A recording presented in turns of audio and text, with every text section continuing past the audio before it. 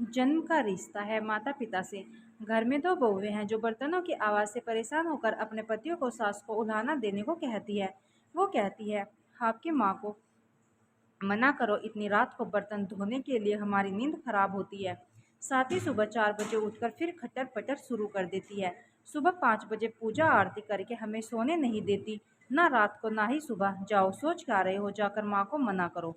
बड़ा बेटा खड़ा होता है और रसोई की तरफ जाता है। रास्ते में छोटे भाई के कमरे में से भी वही बातें सुनाई पड़ती हैं जो उसके कमरे में हो रही थी। वो छोटे भाई के कमरे को खटखटा देता है। छोटा भाई बाहर आता है। दोनों भाई रसोई में जाते हैं और माँ को बर्तन साफ करने में मदद करने लगते हैं। माँ मना करती है पर वो नहीं मानते। बर्तन साफ हो जाने के बाद दोनों भाई माँ को बड़े प्यार से उसके कमरे में ले जाते हैं तो देखते हैं पिताजी भी जागे हुए हैं। दोनों भाई माँ को बिस्तर पर बैठाकर कहते हैं, माँ सुबह जल्दी उठा देना, हमें भी पूजा करनी है और सुबह पिताजी के साथ योगा भी करेंगे। माँ बोली, ठीक है बच्चों। दोनों बेटे सुबह जल्दी उठने लगे।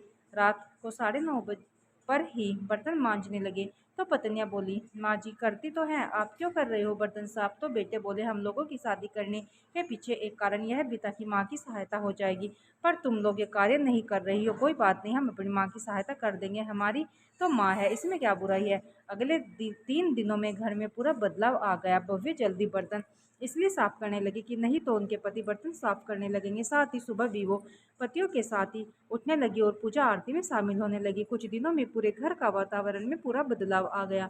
भव्य सास ससुर को पूरा सम्मान देने लगी। माँ का सम्मान तब कम नहीं होता जब भव्य उनका सम्मान नहीं करती। माँ का सम्मान तब कम होता है जब बेटे माँ का सम्मान नहीं करे या माँ के कार्य में सहयोग ना करे। कहानी पसंद आए तो प्लीज़ वीडियो को लाइक शेयर और चैनल को सब्सक्राइब जरूर करें।